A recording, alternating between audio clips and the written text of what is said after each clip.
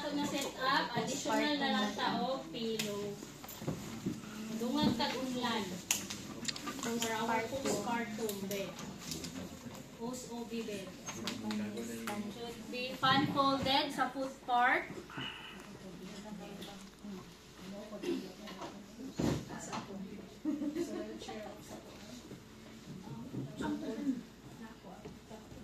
Ito yung other term, ano ma'am? Postpartum, post-OB, post-obstetrical.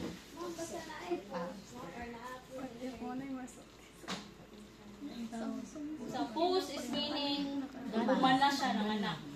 Humana siya na operahan. Humana ang source. Partum, OB, obstetrical. Sa nanganak. After na. Mga post gani after.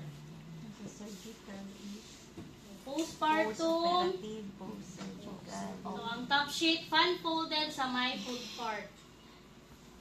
Lock mo.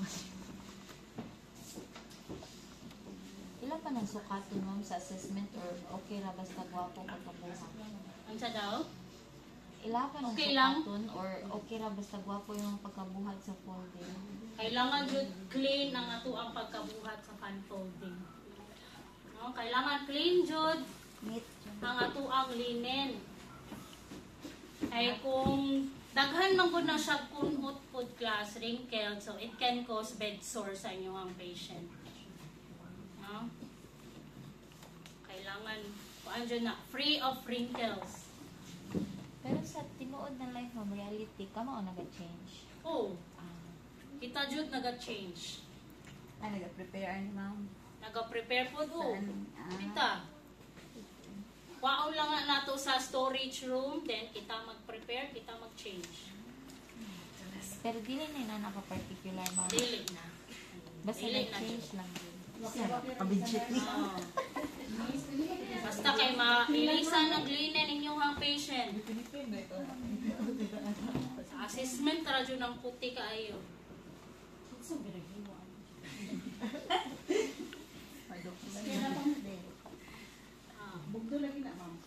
Okay? So, pag postpartum, extra pillow, so ibutang siya sa my leg part.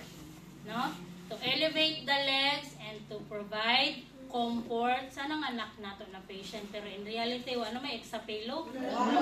Wala, Jod. White pillow. Mao nang ginaingon assessment ra Jod. Ma'am, wala extra pillow kay bayaran man nimo ang pelo. Oh, gani. Bayad, oy. Charge. Ganun sa Na extra pagkamahal pillow mo, charge. extra pillow. Sariling kayo na lang yun, ikaw na lang pala sa Anyway, so mag-assessment matatanan, so na-adjud ni.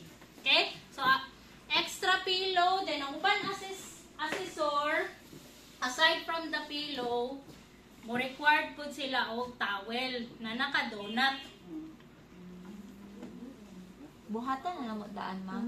Ha? Buhatan na namo daan, hindi na may Dili. maghulat. Maghulat ta sa atong assessor kung unsa iyahang gusto. Pag kani atong gibuhat, then mag-ingon siya kulang na inyong setup. So magbutang og towel. Eh naman pud gyud uban assessor, okay na ni. No? So maghulat ta sa iyang instruction Para sa nang donut, ma'am. para sa lubot. Wala kay bedpan, ma'am. Ha? Pang comfort na yung Comfortable mapud kog sigig bed pa nasa sa lubot, no? So kani at least makuan lang siya, ma-flatten, so makuan jud siya sa lubot. Pero kung nakadiaper ang pasyente. Ha? Oo, nakadiaper man no, so unsa ni? So mao jud ang ginaingon assessment jud nga ani. Kasi naibig to, ana. In reality, nakadiaper na yung patient. So, aside from donut, kung dili po din nani ang setup sa inyong assessor, hani po, no? Disposable, nato na pad. Na, utang din na. Kada ma'am ang tinuod. Kanya ang reality, wala ni. Labay na i-diretso. Na, para kung na-discharges, no? So, kanina lang i-change, dili na po cleanin. Okay, so mao na diha. Disposable pad ang ibutang. Okay, so depende again na sa inyong assessor. Kung kaninyo ang setup, then mag-ingon siya og kulang or dungagan pa. So dungagan nato, it's either kaning disposable pad or kaniya to ang towel nagi donut nato na form. Ma'am, kung ngayong gagana ang setup, mamawa na siya ang setup dito sa OBR.